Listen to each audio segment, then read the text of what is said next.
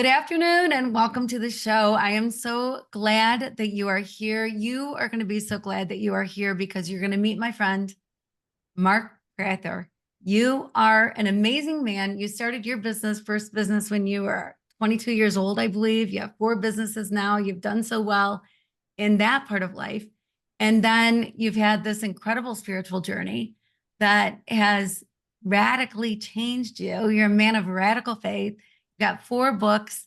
And so we've got a lot to dive into. And so thank you for coming here and welcome to the show. Well, thank you, Kim.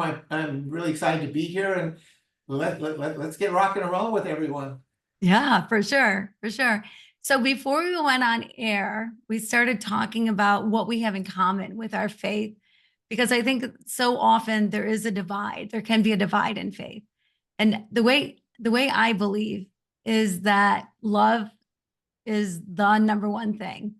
And that if you just love people, then you allow other people to believe whatever it is they want to believe. And you might change people's beliefs a bit by your actions, but not usually by your words. And so just be love is how I live. I just think we should love everybody, let everybody believe how they do. But there's a divide in the church because different people believe different ways. And what do you think about that, Mark? Like, what do you think about divisions, even within the church? Well, first, you bring up a critically important point, but let me ask you this question: is what I've learned is most people don't know what love is. If you don't know what love is, so if I tell you, or your audience, just say, "Hey, it's all about love," but they don't really understand what love is, then we got a problem, right? Right. And in my book, it's one of the things that, as I mentioned when we were talking before, most of us don't understand God's plan. I didn't understand God's plan.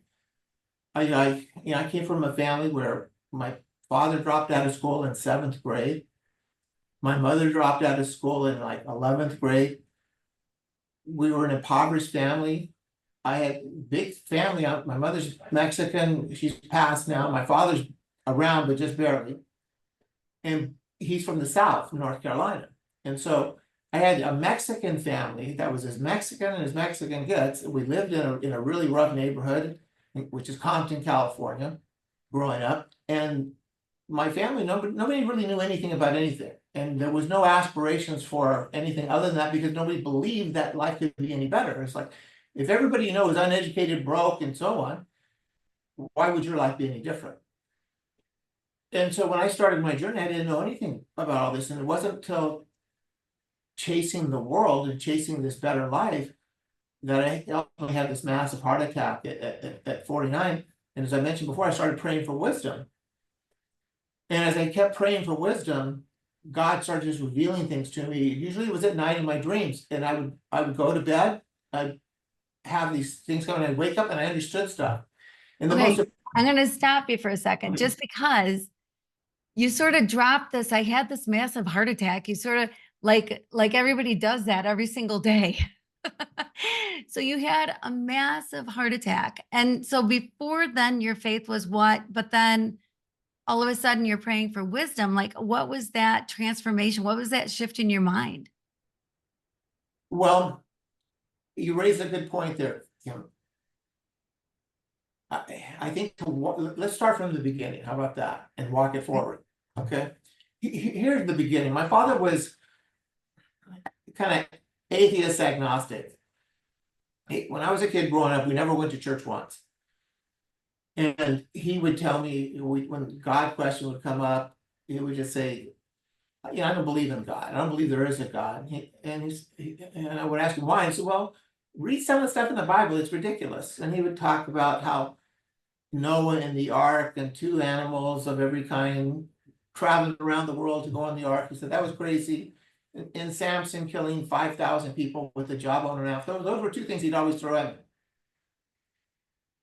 He said there's so much that's just it's just ridiculous. So to believe in that Bible and believe God doesn't make any sense to me. Well, it wasn't until my senior year in high school where I started looking at a lot of things, like I'm gonna be, getting out of high school, I'm gonna be 18, and my dad was always pushing me, saying, hey, when you turn 18, you gotta move out, you gotta go on your own. And I had two friends, good friends, that were devout Christians.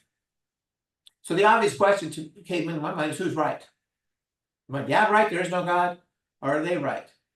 And I started going to them, to their churches and different churches, and I was kind of on a fact-finding mission. And the more I dove into this question of, is God real? I studied, and I started looking, and I was doing it purely kind of from a scientific approach. Some of the first big obvious thing that came to my mind is that, how can you have everything come from nothing? That didn't make any sense to me. Like how could you have the moon, the planet, the stars, and all this, and then on Earth looking around, going, well, how can, like, we have all these people and and just all this, and it comes from like nothing, like there's no intellect behind it. None of that made any sense to me. So as I thought about it, I thought, logically, everything has to come from somewhere. So I said, I think, that the probability that there is a God is greater than the probability that there isn't. But that wasn't good enough for me. I just said, I need evidence. I need, if I'm going to like to believe and be committed to something, I need proof. I need evidence. Blind faith just wasn't, I just couldn't accept that. So that's when I started diving into the Bible really seriously. And it kind of in a way of, remember the atheist and that guy that wrote that book, The Case for Christ? Mm-hmm. And very similar to that approach. It was very scientific, and I dove into it. And I came across this chapter of verses, Jeremiah 29:13, and where it says, if you say, you will find me if you pursue me with all your heart. Now, here's what struck me about that, is it wasn't a maybe. You will find me. You will find me is pretty crystal clear. Yes, it is. But here's the second part. The big if is, you have to pursue me with your whole heart, with all of you. So I looked at that and I go, that's a pretty outrageous statement that is in this Bible, saying God saying, look, you will find me. You will find me, to me, says, I will be there. You can have the proof you want. You can have the evidence, and you can prove that I am real. But here's my criteria. You got to pursue me with all your heart. And that, when this light bulb went on, I go, okay. And I was a really, I love sports. I was a good athlete and all that, and very competitive. And I said, okay, God, if you're there, game on. I'm coming for you with all my heart for all the days of my life. And if you don't show up, if I'm laying on my deathbed at 85 years old and you never showed up, then I know the truth. And so I said, okay, game on, God, I'm coming for you. We're going to see who's real, because I'm real and I'm committed and I'm not going to back down no matter what. And that's where it started. And I started at 18. I made that commitment to myself. I made that commitment to God, saying, look, I'm coming for you. I'm going to prove one way or another. You said you could be proven. And then as I read further, then I came into Matthew 7:7, which is, the Sermon on the Mount. And Jesus says similar outrageous things, like, starts with, ask and you shall receive. Ask and you will receive. Second is, seek and you will find. And then last is, knock and the door will be opened. Well, I thought, you know what? I can ask all day long, and I'm willing to do the work in seeking. So then I thought, this is another outrageous statement. He's making commitments and promises. If we ask, which is pray for something, and we all like to pray for stuff, we all love to pray for all kinds of good stuff, but then there's the criteria. We got to be willing to work. Seek means work, right? Mm-hmm. We got to be willing to work for it. So again, I thought, okay, this ties in. I'm going to put my list of all my, when I was 18 years old, I'm putting my list of I want to be rich. It was on the top of my list, right? I want the big house, the big car. I want the beautiful wife, and on and on and on. I want all these things, right? I put that list. I prayed for all of them. And I started pursuing it. And I did well, and then at 22, I started my first company. And it started growing and just things kept happening. And now at the same time, though, I made a lot of bad choices. And I experienced a godly discipline. He took some things away, and I suffered a lot in different ways. But now I'm 66. So from 18 to 66 is 48 years. And as I've been pursuing these things, the first miracle that I experienced was when I was 28. And that was a powerful thing. And I know you mentioned this, Kim, but getting people to change their beliefs is like next to impossible. Hmm. And I wrote this book, it's called In Pursuit of the Truth, and it's my story of pursuing the truth about God. Is he real or not real? And how I did it step by step. And I learned that there's a formula to this process of proving God's existence. But I learned two really important things in writing this book and sharing my story with people is that even believers don't believe the miracles I've experienced. I mean, they look at me like, I kind of want to believe that, but I really can't, because it hasn't happened to me, I can't really wrap my mind around that. But the believers are nice. They won't say, I don't believe you, but I can just see it in their eye. They're super skeptical. And that used to really aggravate me. Because when you work for something so hard for your entire life, and then you've got the evidence, and the people look and go, I don't buy it. But now it doesn't bother me. I backed up because I understand that it's my journey, and it's part of God's plan. His big plan is personal. It's one-on-one. It's me and him. And the way every miracle happened was revealed is it was revealed just to me. It wasn't like something grandiose, like when Jesus says, hey, with the faith of a mustard move, ask the mountain to move and it'll move. Well, that doesn't, that didn't happen. I didn't have a grand audience to say, hey, watch this miracle. Watch. And, God does that for the obvious reason is everything is just personal. We have to make our own choice.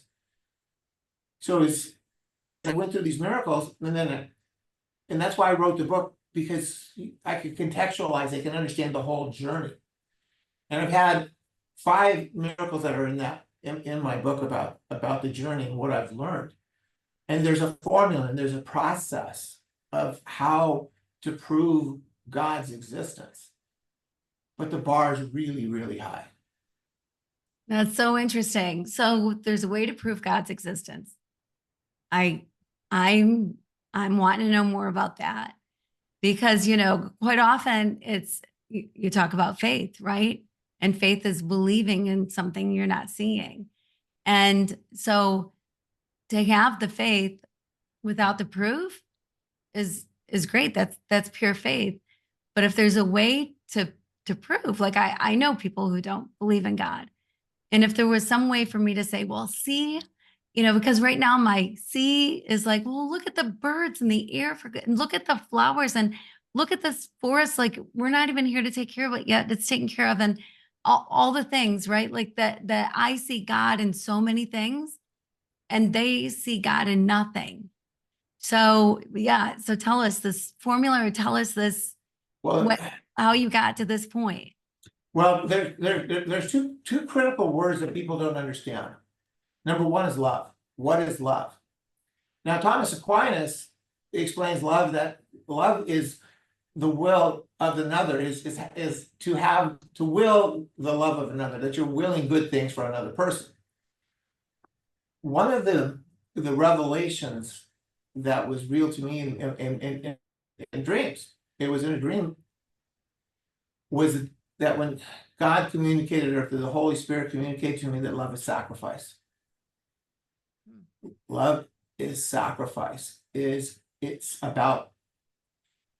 like me saying, Kim, you're my best friend, but please don't ask me for any help. Please don't ever ask anything from me or for me, right? Well, how hollow is that love? And that's the way most of us are. And Kim, one of the things I would challenge you to do on your show, family, friends, whether, ask them to define love. Most cannot do it. And it's a critical problem, because here's what most people think love is. Most people think love is something that makes them feel good. So it's, I love you when you love me. I love, if I get a new car, I love the new car.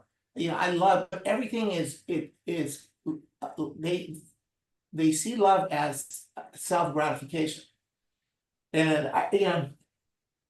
I provide like financial aid, like many scholarships for high school students when they finish school.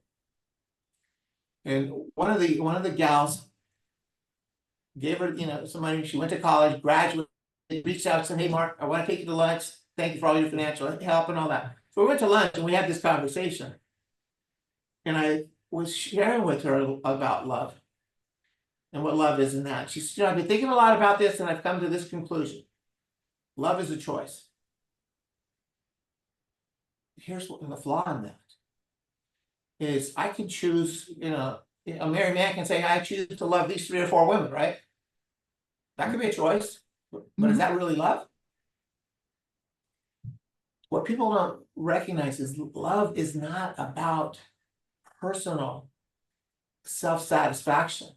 And God demonstrated with Jesus, John 3:16, he so loved the world, he gave his only son, right? That's the ultimate sacrifice. He gave his only son. How many of us are willing to give our only child to death for anything or anyone? Nobody, right? Love is sacrifice. And if you don't understand that love is sacrifice, and the greater someone is willing to sacrifice for you, then the greater the love. So if you have a personal relationship with someone and it's kind of going sideways, that's probably the reason. It's because you have a person that really doesn't love you. They love themselves, they love the things you can do for them, but they don't really love you because they're not willing to sacrifice you. So that's the first critical problem that we have. It's interesting. I don't know if you know this or not, but I dedicated a year to figuring out the true meaning of love. And I was in Haiti most of the time I was doing it. And the things that I found out about love blew my mind and rocked my world and changed my life. And I think you're absolutely right. There are so many things about love that are misunderstood.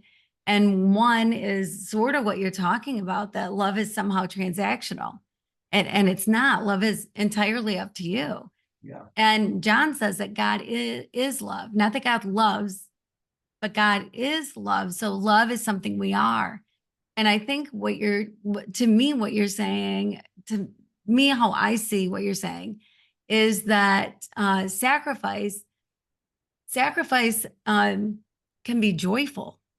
Sacrifice doesn't mean that you're on a cross with nails in your hand. Sacrifice has a lot of different faces, right? There's a lot of different ways to sacrifice.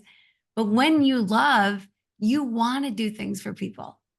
You want to help people out. You want to put yourself aside and do things for other people. When you truly love, when you understand what love is and you truly love, you want to do things for other people. And that's sacrifice. And I imagine the kind of sacrifice that you're talking about. Am I right about that? Yeah, absolutely. To kind of add to your point about that,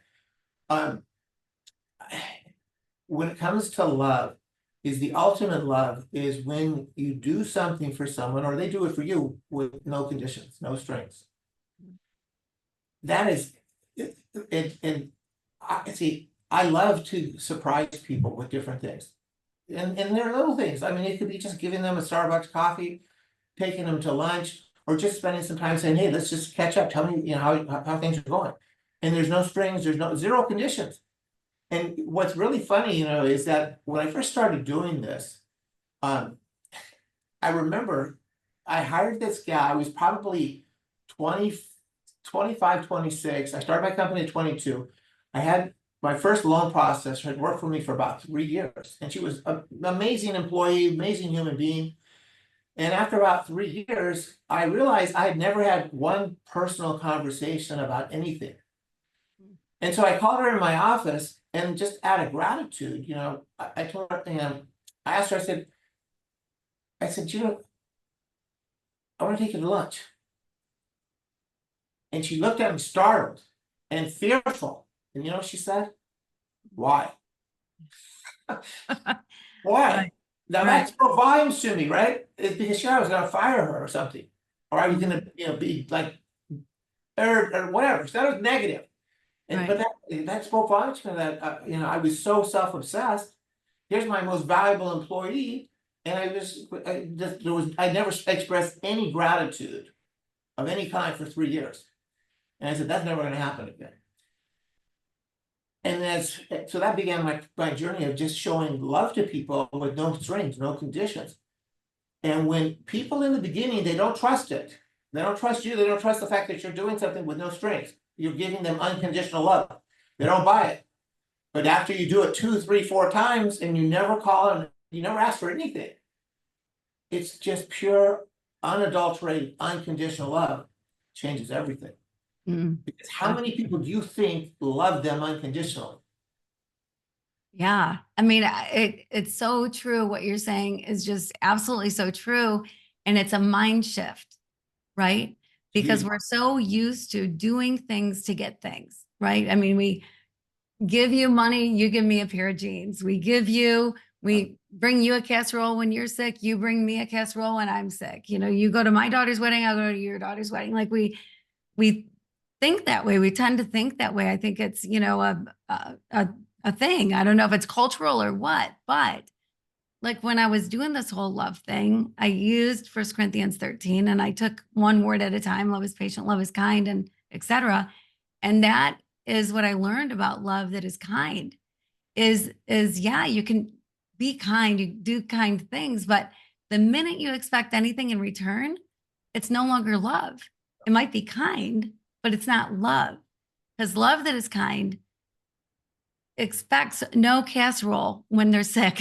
You give one just because you love, or you do something for somebody just because you love. And love is cool in that quite often it comes back to you. But if it's coming back to you because somebody feels obligated because you did for them, then it kind of takes away what you've done. Yeah. And so when you realize that this is love, what you're talking about, that unconditional love is doing, giving, whatever, without any expectation of getting anything, a thank you note, a thank you, anything, nothing in return. When you live that way, there's so much freedom in love, period, when you understand love, but there's so much freedom in that because then you're not waiting by the mailbox going, well, where's my thank you card? Or, why aren't they at my thing when I went to their thing or whatever?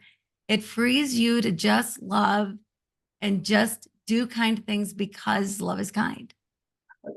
Yes, and the world we're in right now. The sad part is that what you mentioned there, Kim, I just want to echo is that people see love as transactional, and we're in this world where they believe the majority, and I don't know what the percentage is, but in my view, it's probably 90% of the people believe love is transactional. You do this for me, I do that for you, and if they and because it's their belief system, they're so rooted in.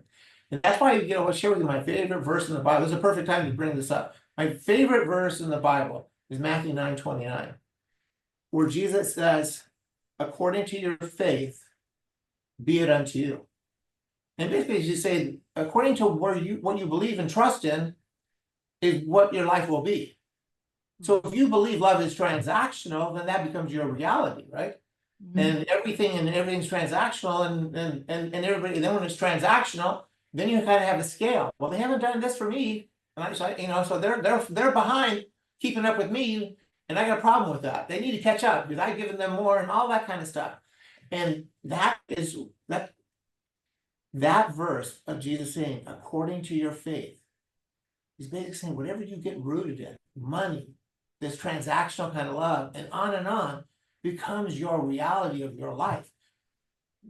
Most people are not familiar with Matthew 9:29. They just kind of blow. But I'm telling you, when I saw that, I thought that is the wisest thing in the whole Bible. It is the wisdom that runs this world. Is according to what we choose to put our faith in, our belief and our trust becomes our reality. And that's why this world's a mess. And Mhm. our relationships are a mess. So in my book, I have a page dedicated to what was revealed to me from the Holy Spirit from a dream about what love is. And there's 14 definitions. So you'll see that and you can kind of go through those 14 definitions. And the second word that people don't understand is faith. Most people believe faith is belief. If I say, I have faith in God, I believe in God. That's what where they translate that. And that's totally wrong. Faith is not belief.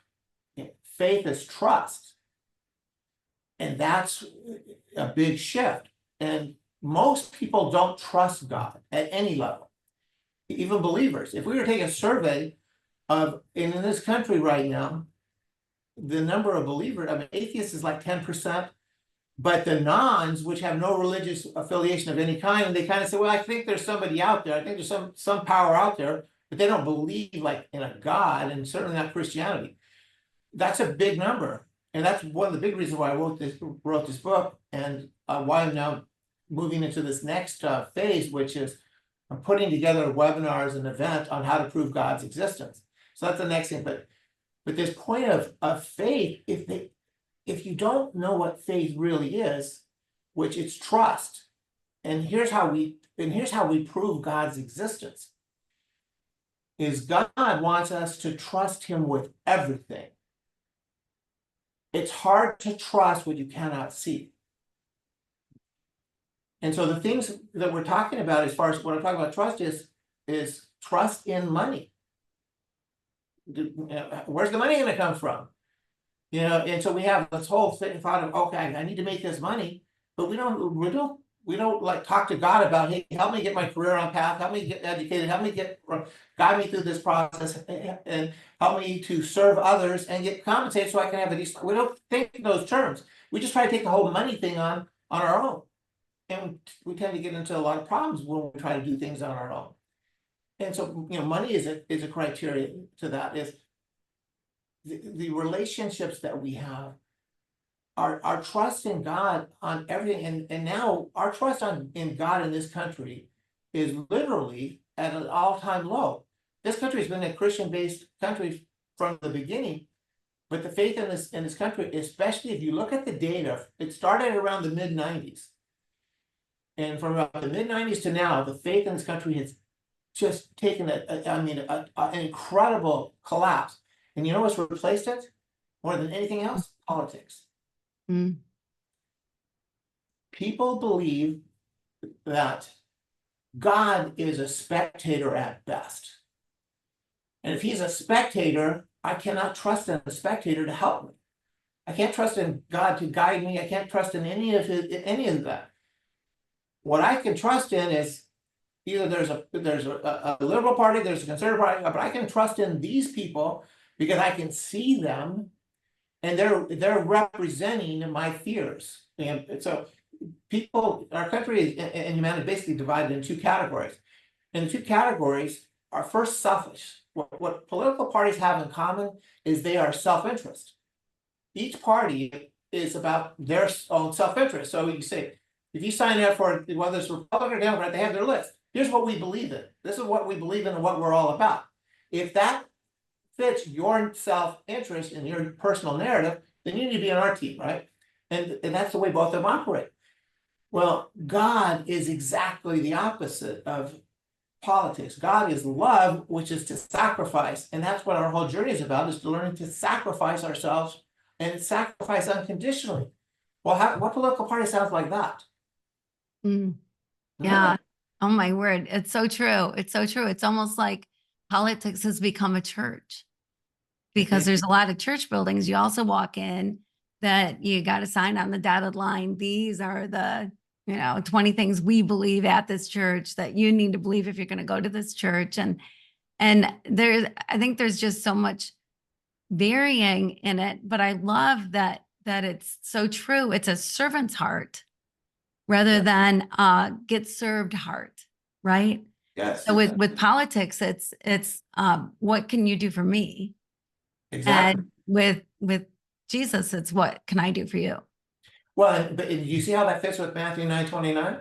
Mm-hmm. According to your faith. Well, what's my faith? The Republican Party or the Democratic Party? That's my faith. That's where my trust is. And so to get to the point of proving God's existence, what we have to do is we have to cut that branch off. So if we're on the branch and let's say just to throw we're on the Democratic Party branch, we got to cut that off and let go of that. And now we go into the free fall of, okay, I'm not trusting in that Democratic Party any longer. I'm not trusting in this Republican Party any longer. I'm trusting in God. And I'm telling you, most of the people can't do that. They just simply can't do it. And that limitation that they put on their lives is going to create massive struggles, because the second part of that, Matthew 9:29, is according to your faith.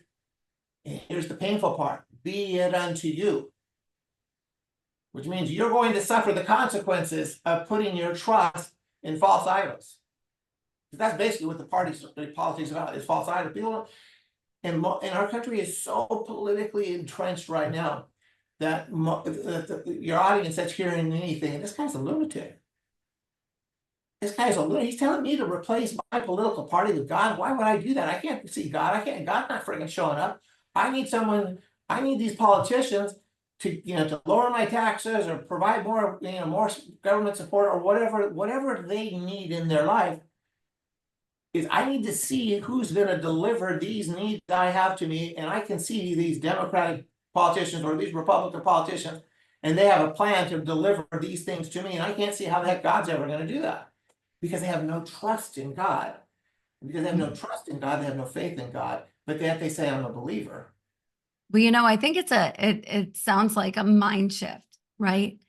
Like, so often people identify as something, right? They're a Republican, they're a Democrat, they're an American, they're whatever. But really, when it comes down to it, you're Mark and I'm Kim. And though we might belong to a club, or we might be, part of a movement or something, but that's not who we are. That's not who we are. And I feel like part of it, Mark, is that we've gotten away from our own personal identities and want to be part of a crowd, part of something else bigger going on. Well, the biggest thing going on is God. There's nothing bigger going on, because he was here way before there were Democrats and Republicans. He was here way before the people that are running. He was here way before some of the other things that happen in the world that drive us apart. God is a unifier and brings people together. So Democrats and Republicans, if you truly love, and then if you trust God, you can sit at Thanksgiving together and the food can stay on your plate instead of being thrown at each other, which is the way it should be. I agree Right? with you, yes. I did this little research. I went on the Google and I typed in history of all the elections from the beginning. And I got this chart and it had pictures like red and blue basically from the beginning, like from George Washington forward. Now George Washington ran unopposed. Only time ever president ran unopposed 2 times. So he had 100% of the vote basically, right? Mhm. But here's what was really amazing about this chart is that it showed election after election after election, all the way until I think it was Bill Clinton won, I think it was 92. But all the way to that point, almost every single election, whoever won by a large margin, all the way to like a landslide, like 90%. Now, here's my point, is that what was happening is because the people were more God-centered, they were looking for the right person to do the job. And if they didn't have, it wasn't a party line thing. It was, you would see this chart and it showed the whole United States, all 50 states, and then you would see like 45 states blue and 5 red. The next election, 45 red and 5 blue, and so on. That the people were looking for who they believed would do the best job first. And then that stopped. And then it became, and ever since then, since 1992, it's every election, it's like, the electoral college is the determining factor. The popular vote, the division in the country is so stark because it's not about who the person is that's running anymore. That's really secondary. What's primary is what party do I believe is going to give me the things I need and want. That's really what it is. And that's a scary place to be. And that's why our faith is so low, and there is a faith crisis. The trust in God is at an all-time record low. And if you look at biblical history, you look at human history, what happens every time the faith gets really, really low? Bad things. Mhm. Bad things. But the other thing it speaks to, though, Kim, is that Jesus said, you think I came to unite. I did not. I came to divide. And that's the painful reality, is that at the end of the day, is people are going to make the choice. There's going to be, I don't know what percentage are going to choose God and Jesus Christ, and what percentage are going to say, no, I reject that life. But right now, the division level is almost 50-50. And that's not healthy. That's not safe. Right, right. Yeah, it's a little tough because it's hard for me to wrap my mind around a they, right? Like so many people, they are doing this and they are doing that when everybody's sort of at a different level. I think that there is this huge entrenchment in the camps, right? The red or the blue camp, and it's interesting to me because I know I've got good friends that are Democrats that don't understand how someone can be a Republican and be a Christian. And I've got good friends who are Republicans who don't understand how you can be a Democrat and be a Christian. And I think that's tragic. It speaks to what you're saying, is that becomes more important than your faith, or your faith is judged by what political party you're affiliated with, where it should be the number one thing in your life. I mean, if you learn how to trust, I think there's so many things, Mark, like when we were talking about love, when we're talking about trust, that we're taught wrong. We're taught wrong. We're taught that love is, you give love to get love. We're taught that love is transactional, right? We're taught that trust has to be in people that are going to be writing your paycheck, or people that are going to be deciding how much tax you pay, that's where your trust needs to go, because that's what we're taught. So it's a matter of sort of unteaching and go back to the basics, go back to the beginning, to the start of it all, and put your trust in God for everything. Like you said, for your finances, for everything. So what is the third thing? Well, this process that you mentioned, I mean, it is so sad. I just did a Facebook post about God and politics and the difference. And politics is self-interest. It's all about selfishness. It's all about me and what I want. And God's exactly the opposite. And the point of my post is, look, we're in the height of this big political season. Don't put your politics above your family and your friends and all of that stuff. Because what you said is so true. My philosophy is, I used to be so political, and I learned that politics, like I say, is really the root of selfishness. That's really what it comes down to. People don't want to hear that. They don't want to see that. It's like but that's the problem. It's so me-centered. And so it's getting people retrained or untrained and re-educated and all that. It's a really hard, slow process. Generally speaking, catastrophes is what it takes to jar people. I'm really afraid of what's going on in the Middle East right now. I think we're very close to Israel taking a major hit, and how that will jar the world militarily and so on. We're in a really critical place. But I think as far as what we can do and how we should live our lives, is what you said, is just love the people unconditionally. I don't care what your politics are. I don't talk politics. I kind of see politics now as kind of like your job. You have to have a job, you gotta go to work, you gotta make some money. There are fundamental things to live in this planet, to kind of sustain your life. And politics it's a necessary evil. Is people, the good news to politics is that you have different interests, and generally speaking, they'll battle it out, and then after sheer exhaustion, they kind of come together and say, okay, let's just try to work this out. But they have to go through that whole painful process, where if you could get the politicians and the people of the world to say, hey, you know, I love you, I want the best for you, unconditionally, let's sit down and just tell me what you want, let me help you try and make this reality. That's a way better political system. Mhm. But people think that's nuts. They literally think it's nuts. They're like, what are you talking about? I gotta get mine first, and then we'll talk about what's left for you, right? That's how politics works. So anyway, the process of getting back to of how do we have proof of God? I wanted proof. I mean, I absolutely wanted proof. I wanted evidence. I wanted things I could hang my hat on.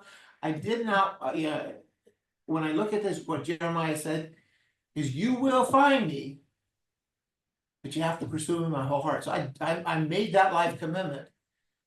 And how I've been doing that is, first is confronting your fears. You cannot let any fears stop you.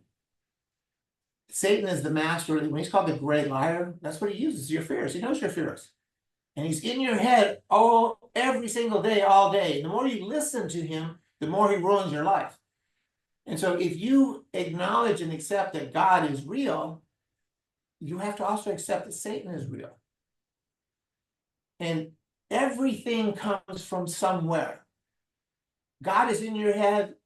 He's telling you what to do. He's trying to guide you. But Satan's doing the same thing. He's lying to you.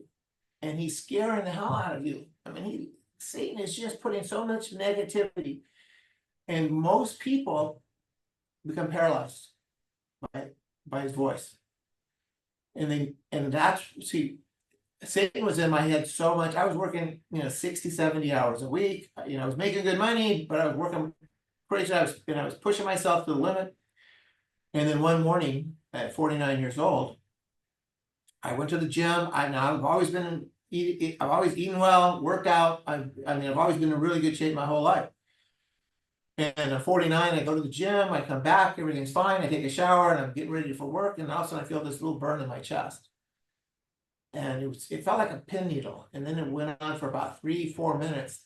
And as I was getting dressed, I was just about done. My wife walks into the master bedroom, and I told her, I said, I've never had this feeling before, this burning in my chest like this. I said, it's called, you call our doctor and ask them, is this a heart attack symptom? Because I never heard that before. So anyway, she calls him, and as she has him on the phone, that little burning sensation in the middle of my chest erupted into the biggest, chest cramp. Imagine the worst cramp of a leg muscle that you ever had, and then magnify it, and my whole chest had just clamped up, and I was in the middle of a massive heart attack. And that's when I told her, I said, hey, this is definitely a heart attack, call 911. She called them, the fire department, 2 blocks from our house. They were there fast. These young guys come in there, and my wife said, you lay down on the bed, so I'm laying on the bed. They come in and they do the blood check, and they see the enzymes, and the guy says, hey, bud, this is definitely a heart attack. What hospital do you want to go? And they took me to the hospital. But actually, our staircase is like this kind of rounded staircase, so you can't get a gurney up there. They have a backup. They have a chair. It's a big, gigantic wooden chair. They strap me to this chair. They pick me up, and as they're walking me down the hall, I prayed, and he'd given me the last thing. He said, "Hey, I'm going to give you some morphine. That'll stop the pain, and the lights are going to go out on you." But I wanted the pain to stop, so I said, "Great." So he gave me the morphine, and the pain stopped. And as they were carrying me down the hall, the last thing I was doing was praying, and I just said, "Lord, not yet. Too soon." And they took me to emergency, and I was on critical condition. I woke up in the ER, and there I got the doctors and the nurses and the whole, like the movies, and the whole deal. And this nurse, they put this oxygen in my nose, and I was breathing from that oxygen. And she took that off because I could hear the nurse that was standing by. She was by my head, and the other nurse was by my feet reading these monitors. And I heard the nurse by my feet say, his vitals are not good. He's not getting enough oxygen. Replace with the full mask. And so the nurse put this full mask. I'm kind of claustrophobic, and she put this full mask on me. And I had not opened my eyes yet, but I could hear all this going on. And I reached up and I grabbed the mask, and I went to pull it off. The nurse barked at me. She goes, "You pull that off, you're gonna die." So I said, "Okay." I put it back. Anyway, the cardiologist tried to do an angioplasty, and they go through your groin and get up to where the clog is and pop it open and put a stent, and you're good to go, right? Well, he couldn't get to this clot. And it was at the base, the main artery comes down from the top of your heart, and then there's like a Y, and it was in one of those sections. And he tried for a couple of hours and then couldn't do it. And they took a break. He came back, tried again, and they were unsuccessful. So they took me to my room, and it's the intensive care room or something. And then he came in and he said, we were not successful with doing the angioplasty. You're gonna have to try to ride the storm out. He said, but your heart's been severely damaged. We're gonna put a pump inside your arteries, so as when your heart beats, it'll send the blood, it'll like blow the blood through your whole body, because your heart's not strong enough to do that anymore. I survived. I was in critical condition for about 12 days. 75% of my heart was damaged. A normal heart ejection fraction is 50 to 70, which the ejection fraction just means the strength of your heart's ability to pump blood. Mine was 10 to 15.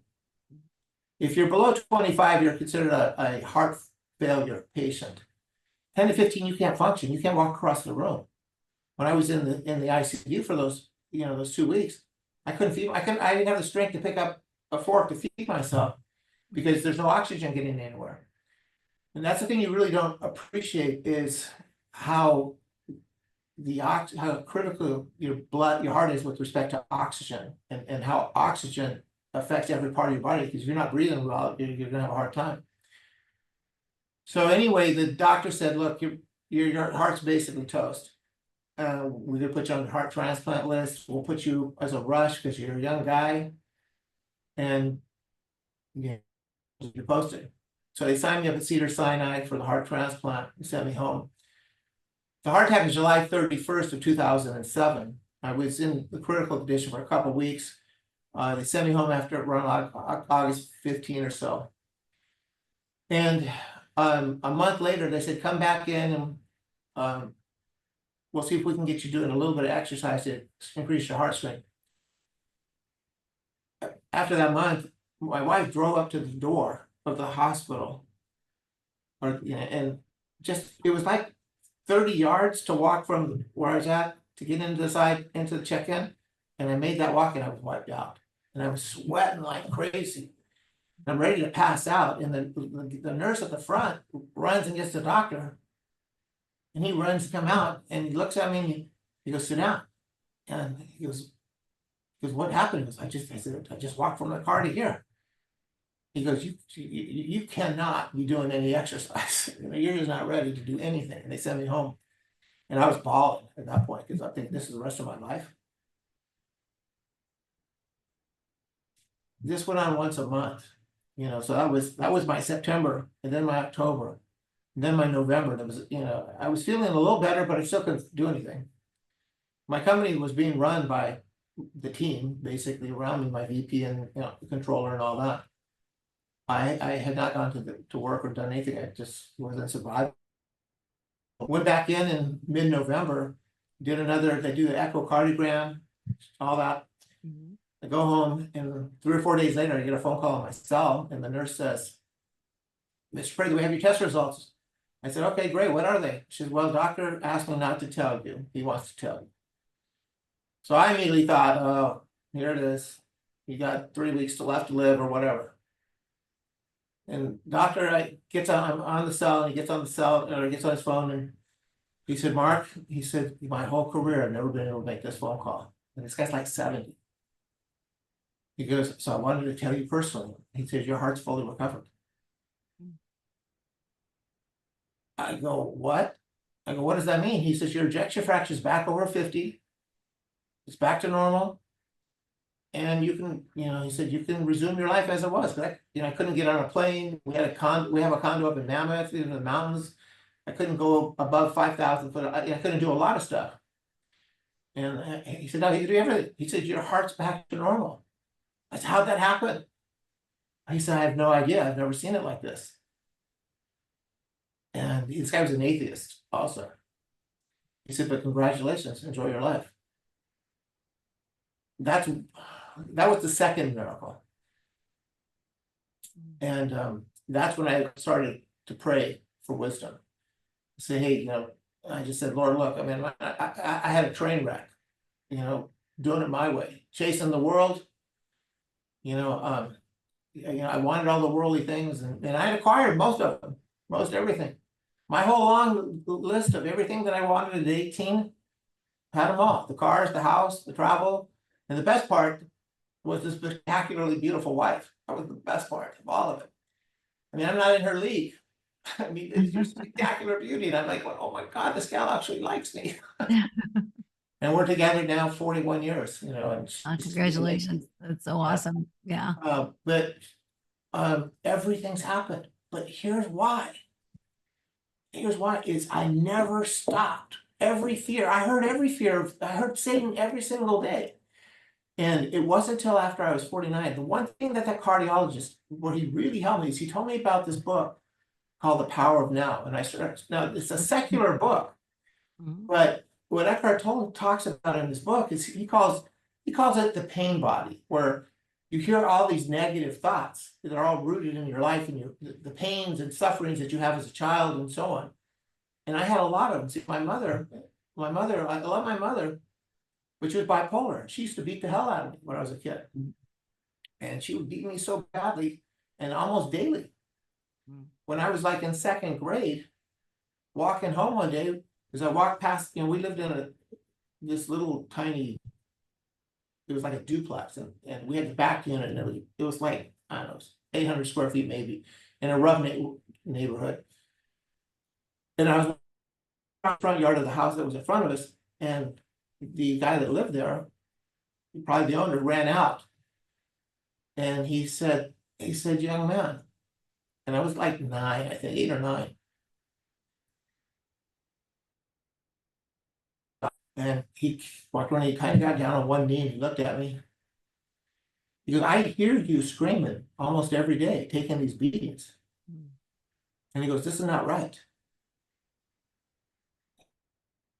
Do you want me to call the police? And I just shook my head. And he goes, you want me to help? If you need anything, he said, let me know. Well, that obviously, awakened me to the idea that that's not normal. But what happened is I became so petrified to disappoint my mother with anything. I mean, literally, I remember spilling a glass of milk and wrapped it in half and grabbed me by the hair and dragged me across the room and just beat the hell out of me. And I was so emotionally damaged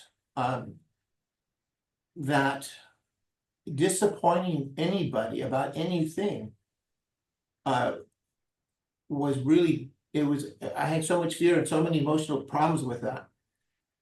And it really hurt me in trying to run a business, because you can't keep all the people happy all the time. And it took me about a decade to where I finally met with someone that was like a business coach. And I told him, I said, I have such a hard time trying to keep everybody happy. And he goes, Mark, that's not your job. Your job is to be fair, treat everybody right, do the right thing, just be fair with everybody. If they're not happy about being fair, then that's on them. Now that seemed like so obvious, right? But I did, I had been living this psychotic world. And I bring up the Eckhart Tolle book because he talks about all this, and I learned all this. But what I learned is that what Tolle misses is it's Satan is the problem, and we've all been damaged to one degree or another, and some really badly. Like I was severely emotionally damaged from all that. And the path is, and where Tolle says you have to confront the voice, the evil voice. and say, go away. I see what you're trying to do, stop it and go away. But when you put a face on it, meaning a name like Satan, because he didn't say that, but that's what I encourage you to do. If you, every time you hear those negative thoughts, turn to that voice and say, look, I see what you're doing, Satan, and stop it. Just go away, because I know who you are, and I know you're the great liar, and don't bother me. I did that every day. And it took about a month. And Satan stopped bothering me. Now, every now and then, he'll pop in, say something stupid. I say, Satan, look, I know who you are. I'll never forget who you are, and you're a liar, and don't bother me. And change everything. And you become, when you conquer Satan and you defeat him out of your life, you become fearless. And the process that I'm explaining didn't happen quickly or easily. But what I was doing is the false things that we stand on to support our lives and we trust, we have to get rid of them one at a time. You just gradually get rid of them and you replace them. And each one of those items, you replace with God and God and God and God. And then God just keeps showing up. And that's why I say, when I introduce myself to people, I say, Mark Prather, I'm a man of radical faith. And I always get a double take on that. Because it's true. To be 100% reliant on God's trust is radical faith. There are, I don't know what percentage of people are that way. They're out there. And they're all in the Bible, and these people, Billy Graham's one of them, and there's all kinds of people. My personal opinion is 1 or 2% that are 100% reliant on their trust in God to support their entire life. It took me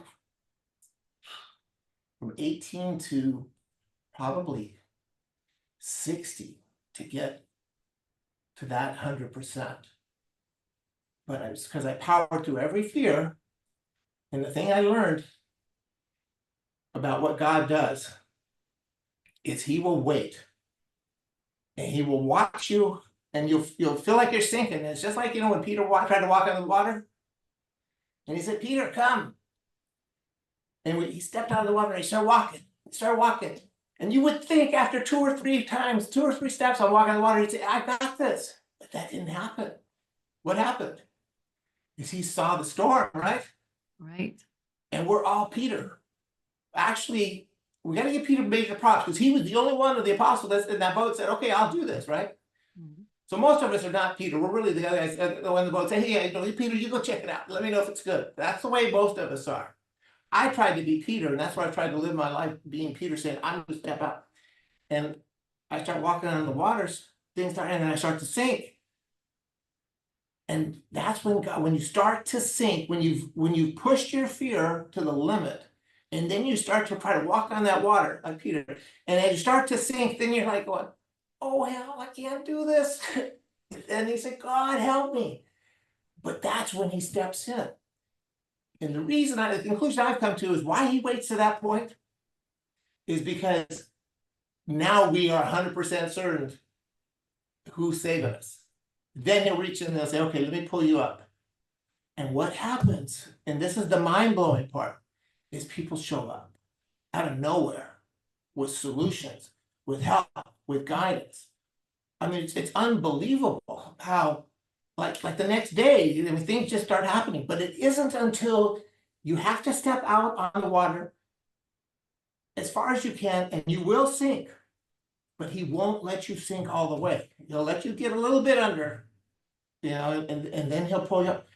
And it happens over and over and over. And the miracles start happening, and they get bigger and more extreme. And what a beautiful way to live, right? Oh, it's amazing. Yeah. And unfortunately, we're almost out of time, but you have dropped some gems today. So love the right way, love unconditionally, do things for people because you love them and out of love, not to get anything in return. And then trust God in every area of your life, everything. Finances is probably one of the hardest ones, maybe. but your family, your relationships, everything in your life, trust God and get out of the boat and walk on the water and trust that God is there for you and say, see you later to those voices in your head that are trying to muddy the waters. We all kind of have them, I think, but we can get rid of them. I mean, that's the beauty, right? I mean, that's a point that you're making is we can get rid of them. So say, forget it. You're not going to put up with it. And I like it. Mark, you have such great faith and you are a man of radical faith and your book is great. And I know it's going to do well and people need to hear the message that you have. So how can people get your book? How can they get in touch with you? Yeah, the easiest way is you go to Amazon. You just go to Amazon. The title of the book is why am I spacing all of a sudden? It's In Pursuit of the Truth. So it's Mark Prather, In Pursuit of the Truth, or you can go to markprather.com and see my little video and go from there. But it's In Pursuit of the Truth, and it's my pursuit of trying to prove that God was real, that He actually exists. And the last thing is, I'm going to send you an email invite. I have September 4th doing an event. It'll be a Zoom webinar live, but what it's going to be is how you can prove God's existence. So a lot of things we talked about today, I've just kind of laid it into a form of step by step, because I've learned my story is my story. I'd love people to just accept it and say, hey, wow, that's great, but that's just not reality. We all have to have our own journey. So there is a formula, and I've broken it down, and I'm going to share it in that webinar. That's awesome. That's awesome. Well, thank you so much for everything. Thank you for being here. And I just pray that God takes care of you in all these great ways, continues to take care of you and your health and everything, every part of your life. Thank you for sharing everything that you shared today. And so thank you for joining us today. I hope you got a lot out of it, like I did. It was so good. And so thank you for being here. And until next time, be blessed.